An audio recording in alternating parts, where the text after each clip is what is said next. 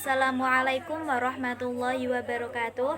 Alhamdulillahirabbil alamin wa bihi nasta'inu ala umurid dunya waddin. Wassalatu wassalamu ala asyrafil anbiya'i wa imamil mursalin sayyidina wa maulana Muhammadin amma ba'd.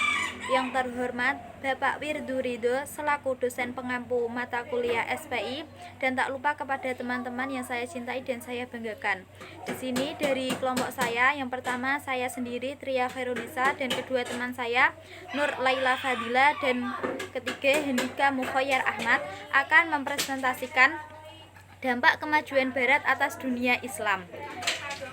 Latar belakang. Di dunia ini terdapat beberapa kelompok peradaban besar. Dua di antaranya adalah peradaban Islam dan peradaban Barat, di mana masing-masing memiliki kelebihan dan kekurangan. Peradaban Barat berpusat di kawasan Eropa Barat, Eropa Tengah, serta negara-negara yang sejarahnya dipengaruhi oleh imigrasi bangsa Eropa seperti di negara-negara di benua Amerika dan Australia. Sedangkan peradaban Islam berpusat di negara-negara kawasan Timur Tengah. Baik peradaban Barat maupun peradaban Islam masing-masing telah menyumbangkan tokoh-tokoh besar yang memiliki pengaruh besar kepada masyarakat. Dalam studi sosiologi, peradaban civilization adalah masyarakat yang mapan, a well-established dan complex society, yang mencakup segi-segi kehidupan politik, administrasi, pendidikan, ilmu pengetahuan, budaya, agama, hukum, dan sebagainya. Dampak kemajuan Barat atas dunia Islam.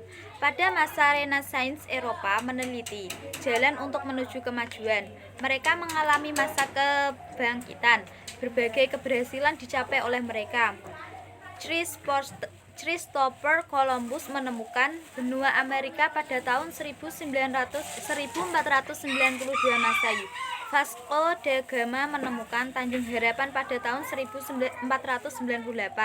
Karena dua penemuan ini, maka bangsa Eropa menghindari monopoli lalu lintas perdagangan yang dikuasai umat Islam. Pada waktu itu, bangsa Eropa menghadapi sebuah kekuatan yang dipandang mereka masih kuat.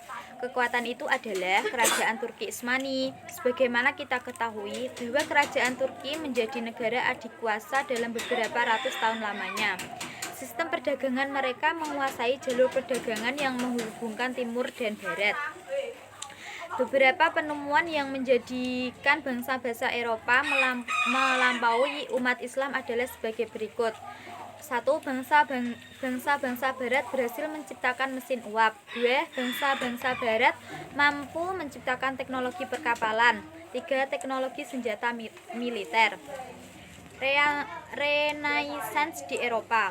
Eropa memulai kemajuannya setelah Christopher Columbus menemukan benua Amerika pada tahun 1492 Masehi, dan Vasco da Gama menemukan jalan ke timur melalui Tanjung Harapan pada tahun 1498 Masehi.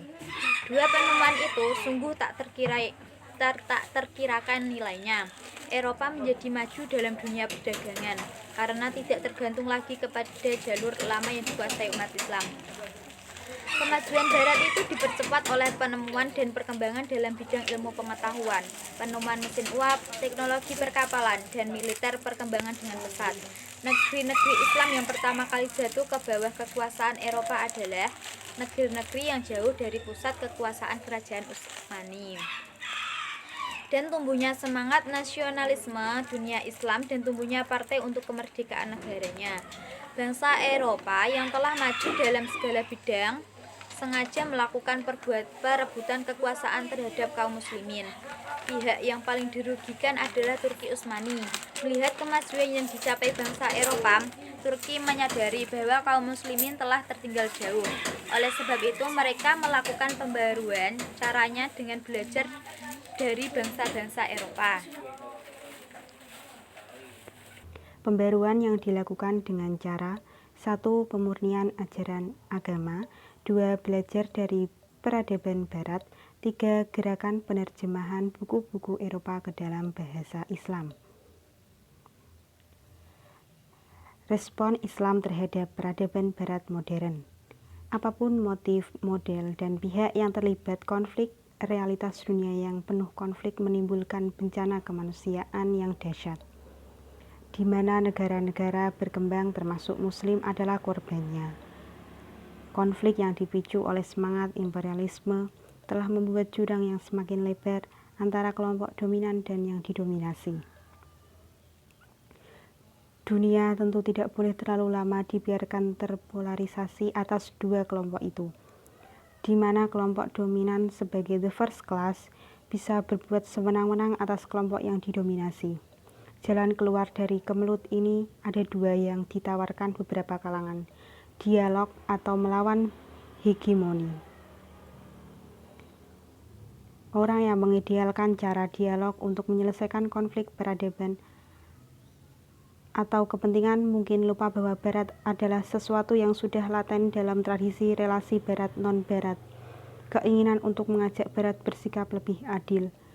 Sedangkan saatnya kaum muslim di negara-negara berkembang bersikap kritis untuk melawan wacana global yang diproduksi Barat, termasuk wacana globalisasi yang selama ini diterima sebagai sesuatu yang niscaya harus dikritisi karena tersembunyi sebagai ideologi, yakni non-liberalisme yang dampaknya terhadap pembunuhan ekonomi rakyat sangat luar biasa.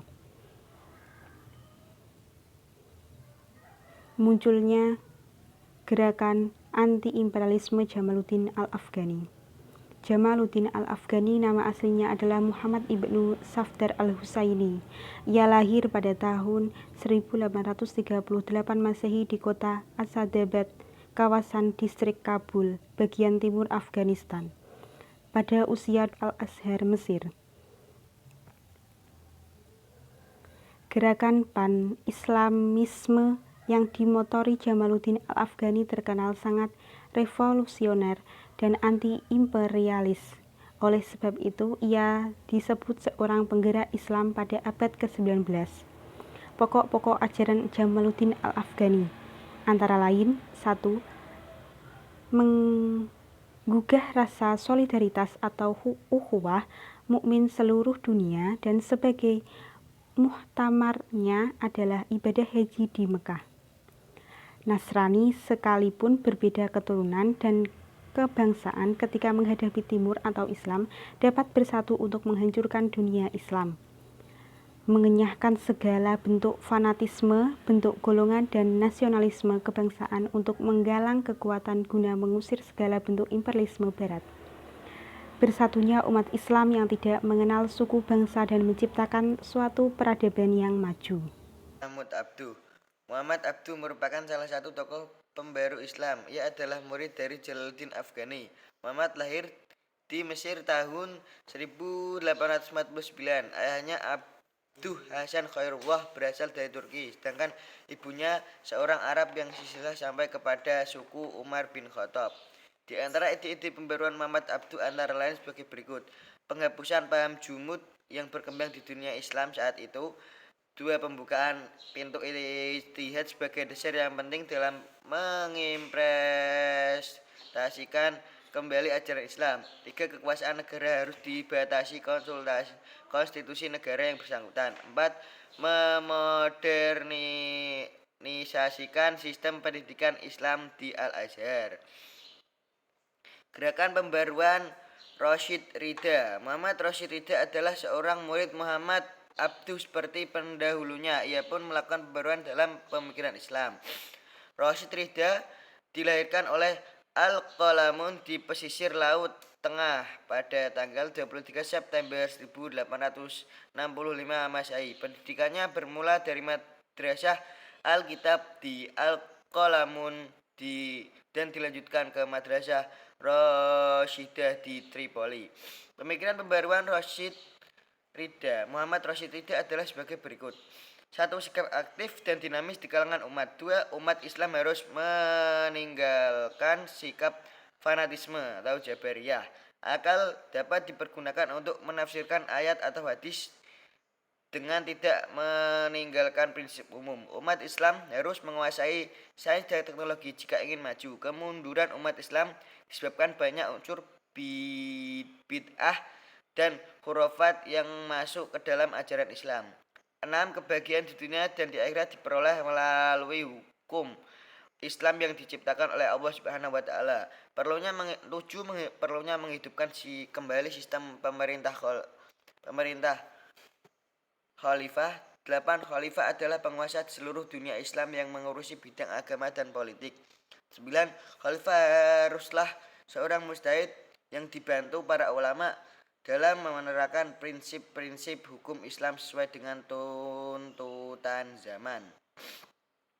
Sebagai sikap kaum muslimin terhadap peradaban barat, a priori sikap sebagian kaum muslimin yang menolak mentah-mentah terhadap nilai-nilai barat beserta konsekuensinya sehingga mereka mengisolasi diri dari dinamika modernisasi sama sekali. Dampaknya adalah mereka mengalami kemunduran dan kejumudan serta keterasingan ke dalam kehidupan. Permisif. Ini merupakan sikap yang dominan di masyarakat. Sikap menyerah, kalah, tunduk patuh, dan silau sehingga menjiplak habis-habisan tanpa proses penyaringan lagi. Sikap ini diikuti dengan sikap memandang rendah terhadap semua berasal dan berbau Islam. Selektif, menerima dan melaksanakan proses filterisasi kebudayaan barat dengan paradigma berpikir Islami, mana yang sesuai dengan hukum dan nilai Islam diambil dan mana yang bertentangan ditolak dan dijauhi. Kesimpulan, dampak kemajuan barat atas dunia Islam yaitu dengan menuju kemajuan mereka mengalami masa kebangkitan, berbangkit keberhasilan dicapai oleh mereka. Christopher Columbus menemukan benua Amerika pada tahun 1492 Masehi. Vasco da Gama menemukan Tanjung Harapan pada tahun 1498 Masehi. Karena dua penemuan ini, maka bangsa Eropa menghindari monopoli lalu lintas perdagangan yang dikuasai umat Islam. Respon Islam terhadap peradaban barat modern yaitu kaum muslim di negara-negara berkembang bersikap kritis untuk melawan wacana global yang diproduksi barat, termasuk wacana globalisasi yang selama ini diterima sebagai sesuatu yang niscaya. Ya, harus dikritisi karena tersembunyi sebuah ideologi yakni non-liberalisme dan dampaknya terhadap pembunuhan ekonomi rakyat sangat luar biasa. Sekian dari kelompok kami. Wassalamualaikum warahmatullahi wabarakatuh.